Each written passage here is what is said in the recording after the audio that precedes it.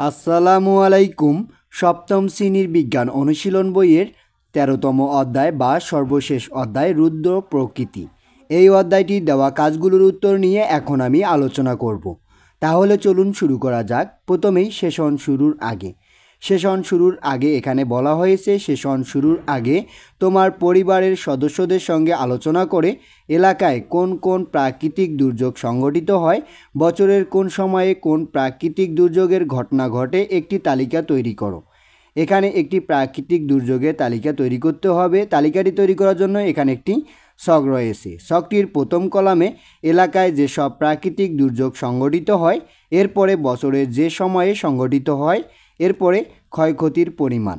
এখানে প্রথমে আমি একটি প্রাকৃতিক দুর্যোগ দিয়েছি। প্রাকৃতিক দুর্যোগটির নাম হচ্ছে বন্যা। বন্যা কোন সময়ে সংঘটিত হয়? বছরের এখানে মে ও জুন মাসে সংঘটিত হয়। আর ক্ষয়ক্ষতির পরিমাণে এখানে আমি দিয়েছি আউশ ধানের ক্ষেত ধ্বংস হয়ে যায়, আমাদের এলাকায় বাড়িঘর লণ্ডভণ্ড হয়ে যায়।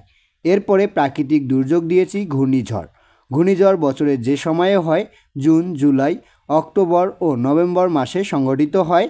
আর ক্ষয়ক্ষতির পরিমাণ হচ্ছে সম্প্রতি ঘূর্ণিঝড় মোকা এর আঘাতে সেন্ট মার্টিন দ্বীপের ১২০০ ঘরবাড়ি বিধ্বস্ত হয়।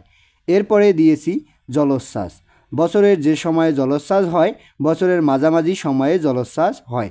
আর ক্ষয়ক্ষতির পরিমাণ হচ্ছে জলোচ্ছ্বাসে ২০০ হেক্টর ফসলের ক্ষেত, ঘরবাড়ি ও গবাদি পশুর ক্ষতি হয়। এরপরে প্রাকৃতিক দুর্যোগ দিয়েছি ভূমিকম্প। তাহলে ভূমিকম্প বছরের যে সময়ে সংঘটিত হয়, যে কোনো সময়। আর ক্ষয়ক্ষতির পরিমাণ হচ্ছে সম্প্রতি ভূমিকম্পে পুরো দেশে আতঙ্ক ছড়িয়ে পড়ে, তবে কোনো ক্ষতি হয়নি। এরপরে প্রাকৃতিক দুর্যোগ দিয়েছি নদী ভাঙ্গন বছরের যে সময়ে হয়, বর্ষাকালে নদী ভাঙ্গন ঘটে। ক্ষয়ক্ষতির পরিমাণ হচ্ছে এখানে আমি একটি দিয়েছি উদাহরণ হিসাবে, লালমনিরহাটের ফলিমারিতে বেড়িবাঁধ ধসে যায়, এতে ৮০টি পরিবার পাশের স্কুলে আশ্রয় নেয়। এরপরে প্রাকৃতিক দুর্যোগ দিয়েছি খরা বছরের যে সময়ে হয়, গ্রীষ্মকাল। আর এর ক্ষয়ক্ষতির পরিমাণ হচ্ছে তাপমাত্রায় ক্রমাগত বৃদ্ধির ফলে দেশের উত্তর অঞ্চলে খরার প্রকোপ বাড়ছে, এতে ফসল উৎপাদনে মারাত্মক প্রভাব পড়ছে।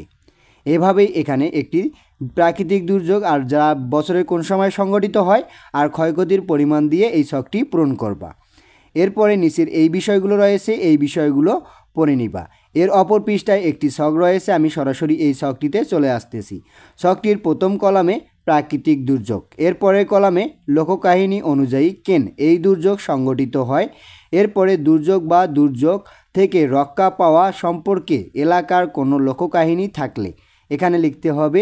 প্রাকৃতিক দুর্যোগ লোককাহিনীগুলো লিখতে হবে, কিন্তু প্রথমে আমি দিয়েছি ভূমিকম্প।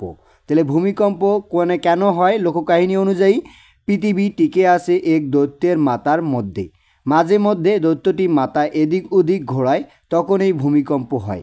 এই লেখাগুলো এখানে একটু ছোট করে লিখবা। এরপরে ভূমিকম্পের সময় অর্থাৎ দৈত্যটির মাথা যখন এদিক ওদিক করে, তখন যদি দৈত্যটি দেহে অর্থাৎ ফাঁকা স্থানে অবস্থান করা যায়, তাহলে দুর্যোগ হতে রক্ষা পাওয়া যায়। এরপরে দিয়েছি খরা বা অনাবৃষ্টির এখানে খরা রাক্ষস ও দেবতাদের যুদ্ধ বাঁধলে খরা রাক্ষস পৃথিবীর সকল জলকে জড়ো করে রেখে দেয়, এজন্য কি হয়ে যায়? খরা বা অনাবৃষ্টি হয়। আর এর ফলে কী হচ্ছে? লোককাহিনী 2022 সালে পর্যাপ্ত বৃষ্টি না হওয়ায় বাংলাদেশ ও ভারতের কোনো জায়গায় ব্যাঙের বিয়ে দেওয়া হয়, নিয়ন্ত্রণ হবে আশা করে। এরপরে প্রাকৃতিক দুর্যোগ দিয়েছি শিলাবৃষ্টি। কেন সংগঠিত হয়? এটা লোককাহিনী অনুযায়ী গুণীগণ মন্ত্র পড়ে আকাশে কালো মেঘ এক এলাকা থেকে অন্য এলাকায় নিয়ে যেত, ফলে শিলাবৃষ্টি হতো। আর এই লোককাহিনী অনুযায়ী কিভাবে সমাধান করা যেত?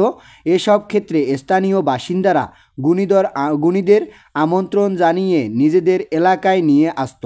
তারা প্রচণ্ড ঝড়ের মধ্যে আকাশের দিকে তাকিয়ে মন্ত্র ঝেড়ে ঝড় বা শিলাবৃষ্টি নিয়ন্ত্রণ করত। এভাবে এখানে এই ছকটির উত্তর করবা। এরপরে আসি অপর পৃষ্ঠার এখানকার এই বিষয়গুলো পড়ার পরে এখানে বলা হয়েছে, তোমার কি মনে হয় এই সব লোককাহিনীর আসলে কোনো বৈজ্ঞানিক ভিত্তি আছে, নাকি সবটাই মন গড়া মানুষের কুসংস্কার? নিচে তোমার ভাবনাটা লিখে ফেলো। এখন এখানে এই যে বিষয়গুলো লোককাহিনীগুলো আমরা আগের ছকে দেখলাম, এগুলো কি মানুষের মন গড়া না কোনো বৈজ্ঞানিক ভিত্তি আছে, এগুলো তো লিখতে হবে। তাহলে এর উত্তর যেভাবে করবা, উত্তর প্রাকৃতিক দুর্যোগ সম্পর্কিত লোককাহিনীগুলোর কোনো বৈজ্ঞানিক ভিত্তি নেই। এগুলো মানুষের মুখে মুখে প্রচলিত এক ধরনের কুসংস্কার। মূলত বিভিন্ন প্রাকৃতিক ও মানুষ সৃষ্ট কারণেই প্রাকৃতিক দুর্যোগ সংঘটিত হয়। এভাবে এখানে এই উত্তরটুকু লিখে রাখবা। তাহলে আজকে এ পর্যন্তই। এর পরবর্তী ভিডিওতে আমি এর পরের দেওয়া কাজগুলোর উত্তর নিয়ে আলোচনা করব। ধন্যবাদ সবাইকে এতক্ষণ সঙ্গে থাকার জন্য। ভিডিওটি ভালো লাগলে লাইক এবং সাবস্ক্রাইব করবেন।